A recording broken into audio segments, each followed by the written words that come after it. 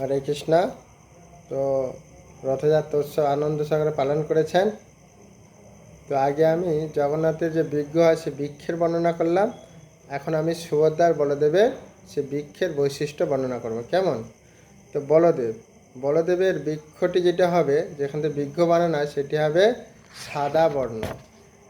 বৃক্ষটি 7টি শাখা থাকতে হবে এবং ওপরের অংশটি একটি ছত্রের মতো অথবা সর্পে ফোনার মতো দেখতে হবে।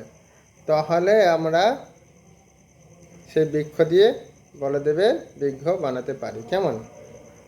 তারপরে যে বৃক্ষটির কাণ্ডের মধ্যে একটি গদা বা হল নাগল এর চিহ্ন অবশ্যই থাকতে হবে, তবে সেই বৃক্ষ দিয়ে বৃক্ষ বানানো যায়।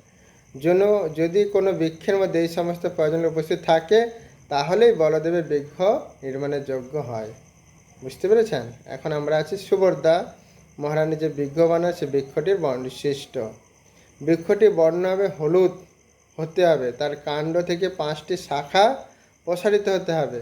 বৃক্ষের কাণ্ডে 5টি পাপড়ি বিশিষ্ট পদ্ম ফুলের চিহ্ন বিদ্যমান অবশ্যই থাকতে হবে। আমরা দেখতে পাই যে ভগবান জগন্নাথ বলদেব সুভদ্রা মহারানীর বৃক্ষগুলি খোদাই করার জন্য বৃক্ষগুলি ব্যবহৃত, সেগুলি কোনো সাধারণ কাঠের টুকরো নয়, সাক্ষাৎ সব ভগবানই এগুলো তৈরি করে দিয়েছেন। মেন যে পাণ্ডা তাকে স্বপ্নে আদেশ করেন, এইখানে যাও, এখানে সে বৃক্ষ পাওয়া যায়, সেই বৃক্ষ দিয়ে আমার বৃক্ষ বানাও। আর সেই বৃক্ষতে এইসব চিহ্নই থাকে।